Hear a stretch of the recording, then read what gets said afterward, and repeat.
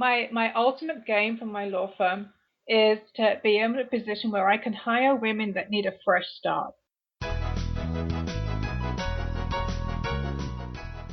Welcome to Biz Stories Shared, where storytellers share their inspiration, motivation, some disappointments, and how they applied the lessons that led them to success. Stories are gifts. Listen as these gifts are shared. Now, here is your host, Charlotte Plott. Well, hello, storytellers. This is Charlotte Plott, and I'm thrilled to bring you our guest today, Ruth Hay. Ruth, are you ready to be a storyteller? Oh, I sure am. I'm very excited. And hi, Charlotte, and hello to your listeners. Thank you, Ruth. We're excited to have you here, too. I'm going to tell the listeners a little bit about you. Ruth Hay is an experienced business and transaction attorney, having served over 15 years as a senior corporate attorney to domestic and international clients in Fortune 100, 500, and small businesses in the information technology, federal government, and other industries. Her business name is Renaski Legal. Before pursuing her legal career, Ruth was a professional classical violinist training at the Royal College of Music in London, England. Ruth is very passionate and active in her support of the arts and culture and has hosted several small salons for local artists, authors, politicians, and musicians. Ruth is also the secretary and a board member of the Friends of European Art, a support organization of the Phoenix Art Museum. Ruth, I've given our listeners just a little summary about you, so take just a minute and tell us more about you personally because we want to get to know you better, and then give us an overview of your business. And before you start that, I would like you to give us the definition of your name because it is interesting. So if you would start with that and then the summary of your business. Sure. Well, thank you, Charlotte, for such a nice introduction. So the name of the law firm is Renaski Legal, and it comes from a combination of two components. It's Ren, which is Confucianism for how people should treat each other. I lived very briefly in China, so I became very much exposed to that world. And then ASCII, which, if you have technical listeners, means the modern computer code, which enables communication. So you put the two together and you have a modern law firm that really wants to make sure its clients are well taken care of. I just think that's fascinating to have a combination of words like that have come up with it's beautiful. It's a beautiful name too. Ruth, here at Biz Stories Shared, we start every show with our guest's favorite quote. So what is your favorite quote and how do you apply this to your everyday thinking? Well, my everyday quote is treat other people as you wish other people to treat you. And as we already briefly discussed, that led me to Confucianism, which led me to the name of my company, which is how two people should treat each other.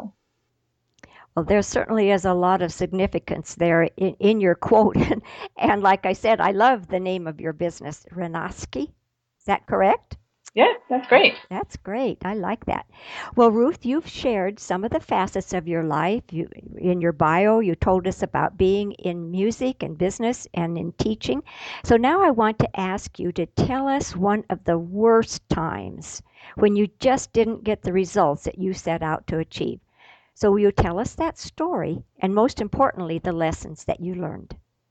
Okay, I will tell you the worst moment of my life. Oh, no. I was giving my final recital at the Royal College of Music, and I had invited everyone that I knew to attend the recital. It's a really big deal, and it's the final one you give before you graduate and you leave. However, a couple of months ago, before that, I had met this wonderful boy.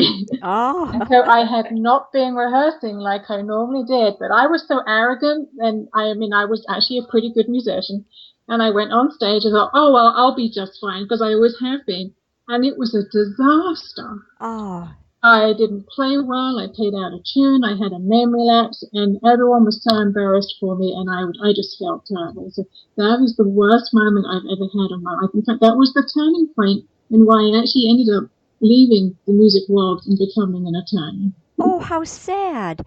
Because you had the talent and the desire to be involved with music, and probably nobody remembers that incident as vividly as you do. That is the truth, and the people I've been, and I mentor a lot of students, and the people I come across is no one ever wants you to fail, and you always feel it more personal than the audience listening to you. And in the last few years, I've been really reaching back out to the musical community, and I've been hosting things in my house. And Santa Claus did buy herself a violin and piano for Christmas.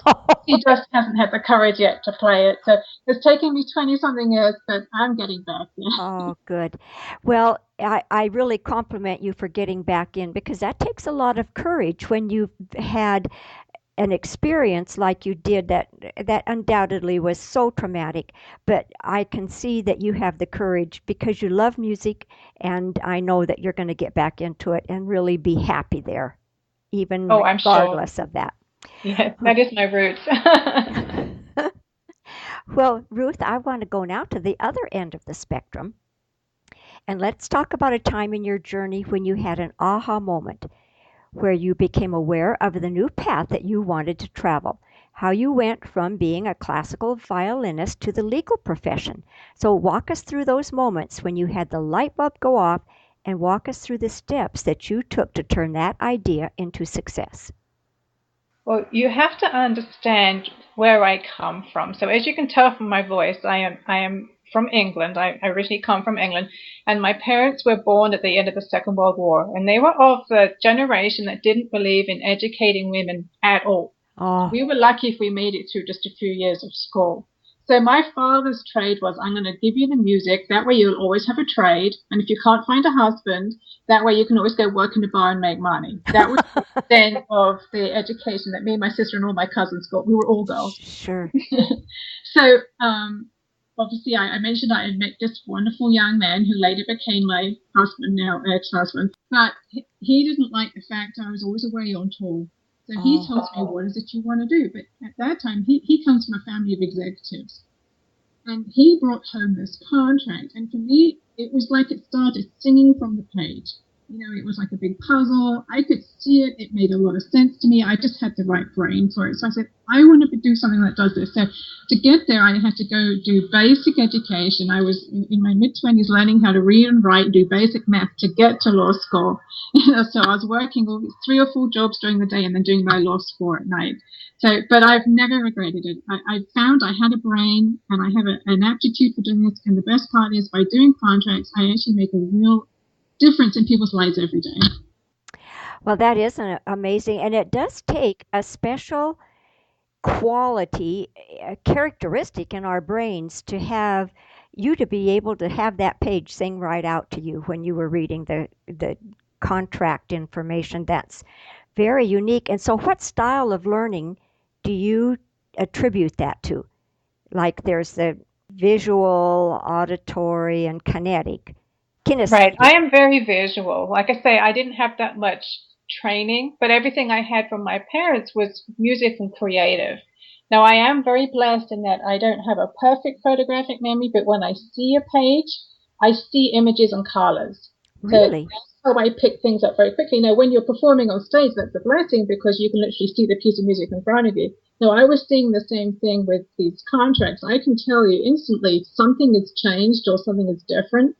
I then actually have to read it to find it. I don't have that level of photographic memory. So when I was going through law school, I did everything as color over my handwriting pages. If you handwrite something, you remember it more than if you type it. And then if Yes. you put colors and shapes on it, then it becomes very vivid. So I can still tell you stuff that I was reading when I was back at law school. So it's a Oh, blessing. oh my goodness, it is. And is that something that we can develop and make it more a part of us if we learn which style is ours? That can we improve it? Absolutely. In fact, when I do some of my mentoring, especially for some of the young ladies and more crucially, some of the young boys I come across, I found that the modern education system doesn't know how to teach boys. They have a very different approach. So when I give them something like a comic book or something with shapes, they respond so much better than, just writing and repetitiveness. So I think the more creative approaches you can find for the individual is a tremendous gift. That's really very interesting. I'm just starting to pay more attention to those styles of learning because of a recent experience that I had of helping some friends get from Phoenix to back up to Idaho and looking at a map on the computer, and the lady was writing things down, and I could see that she's visual like I think I am. And so when we know what our learning styles are, don't you think that really helps us? Absolutely. And if you're trying to force yourself down a path that doesn't work for you, then nothing good's going to come from that. You should play to your strengths. Yes. Play to our strengths. That's very powerful right there. Well, Ruth, people want to hear stories like yours, and we learn from stories how you grew and how you're making your business a success. So would you please tell us one thing that's really exciting you in your business right now? Well, the passion that I have with this business, and it took a lot of courage to do this, was I realized when I was working in corporate America, there were so many small businesses that didn't know what contracts they were signing, didn't understand it, especially the women business owners. They would sign anything, or worse still, they wouldn't sign anything. Oh, They were too afraid. They didn't know where to go, and if they did go to somewhere, they were often worried about being exploited. So sure. I decided I'm going to come out on the other side and try and rebalance the scales and do a lot of hand holding and bring some reassurance to women business owners in particular and try and educate them on why certain things are needed to run their business and walk them through that. So I've removed a lot of the uncertainty out there and I've given them hopefully a friendly resource that they can turn to first. Well, that is so important. I've heard so many people since I've been interviewing and in other arenas that people don't do due diligence when they're going into a partnership or another business, and it's because we don't understand and we don't know who to turn to, and and so we don't go to anybody, and then really can get into trouble, can't we? That's right.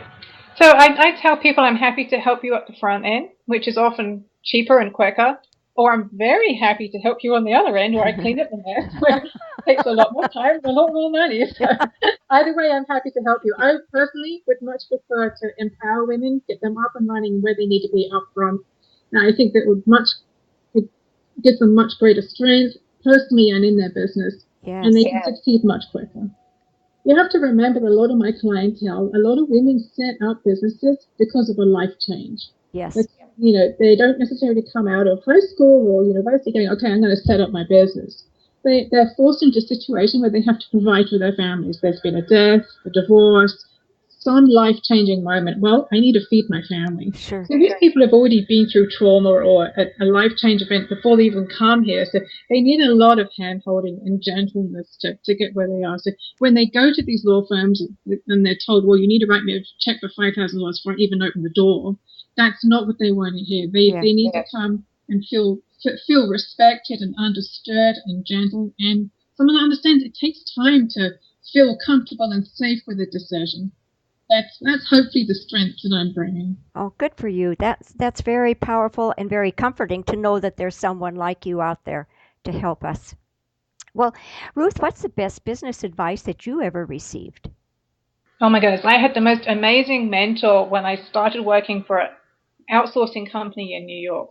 And I just came out of a very aggressive 2 years of a law firm in the UK where in a law firm, you're trained to screw the other side as much as possible, represent your client to the best you can possibly get. Well, I negotiated a contract for this outsourcing company and I showed it to my new boss and he says, oh my God, you have a week to fix this, otherwise you're. And I go, what the hell? Forgive my French. But I was like, this is awesome. He goes, no, it's not. I want to work with this company for at least 8 to 10 years. It needs to be a mutually beneficial relationship. So he was the one that planted the seed in my mind that contracts need to work. They need to be fair. Both sides need to gain from a relationship.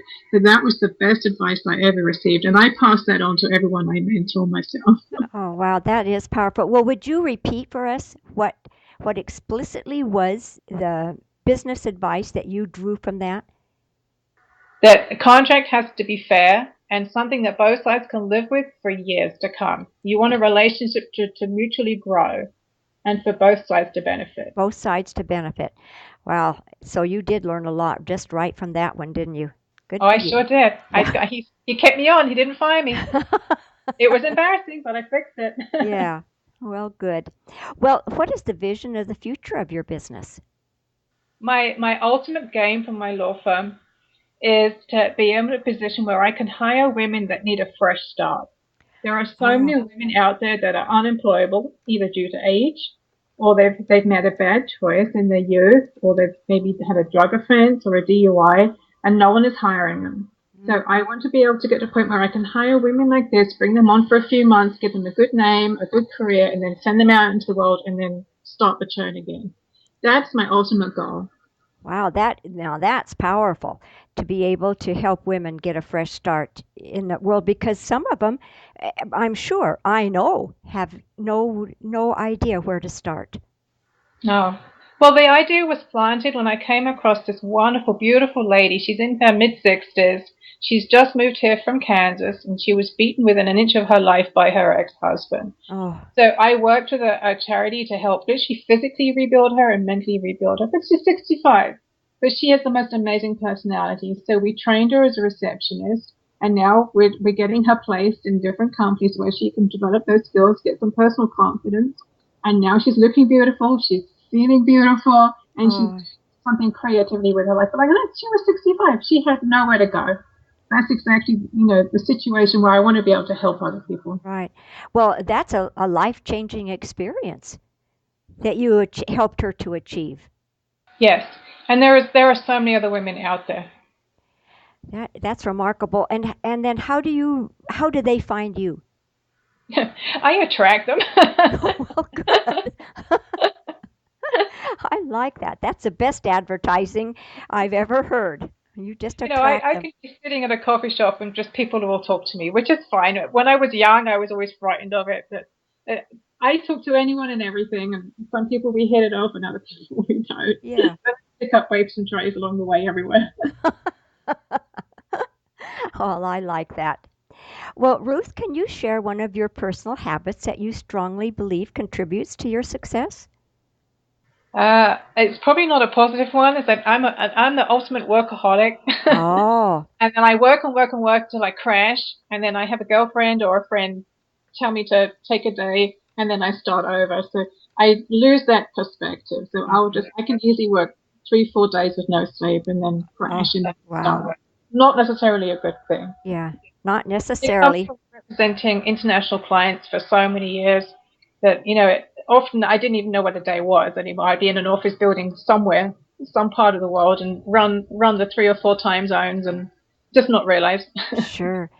Yeah, that I can see that would really get your body clock would get all confused when you're Right. working with the internationals. Well, do you have an internet resource to share with our listeners which helps your efficiency, like Evernote or an app and storytellers? You'll find the links to these sites in the show notes of today's episode at bizstoryshared.com/Ruth Hay. Actually, I don't. I mean, I'm the ultimate BlackBerry freak, but my most effective tool is the sticky notes from Post-it.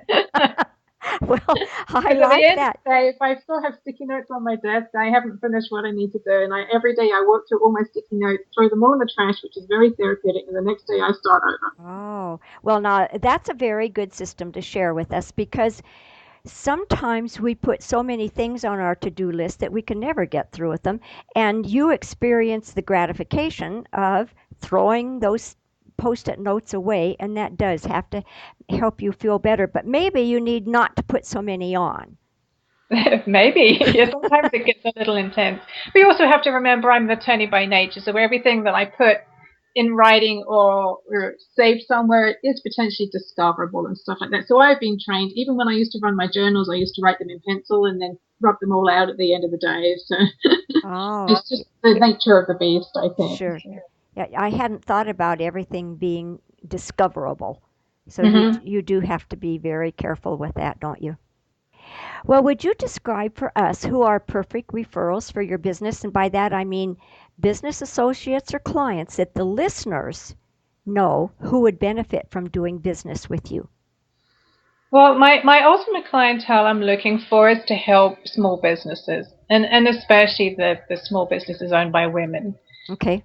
So I have been trying to partner with some of the larger law firms so that if these women are coming to them and feeling intimidated, that they can send them my way and then I'll look after them. And if they want skills that I don't necessarily have, I will make sure that they get looked after and handed back to the law firms. But my ultimate clientele is to help the small business owned by women. Oh, great. Well, that's very good. And could you recommend for us just one book that you really like? Sure. I actually only just came across it. I was at a lecture by Sharon Lecter just the other week, and it's called Think and Grow Rich for Women Oh, by Sharon really? Lecter. Oh, So I it takes the original Think and Grow Rich book by Napoleon Hill, written way back when, right. and she's rewritten it for the emphasis for women. I have not heard of that. Thank you. Thank you very much. Well, Ruth, I've truly enjoyed listening to your journey and the stories that you've shared. So, would you please share for us how we can get in touch with you and any other resources that you have? And then we'll say goodbye.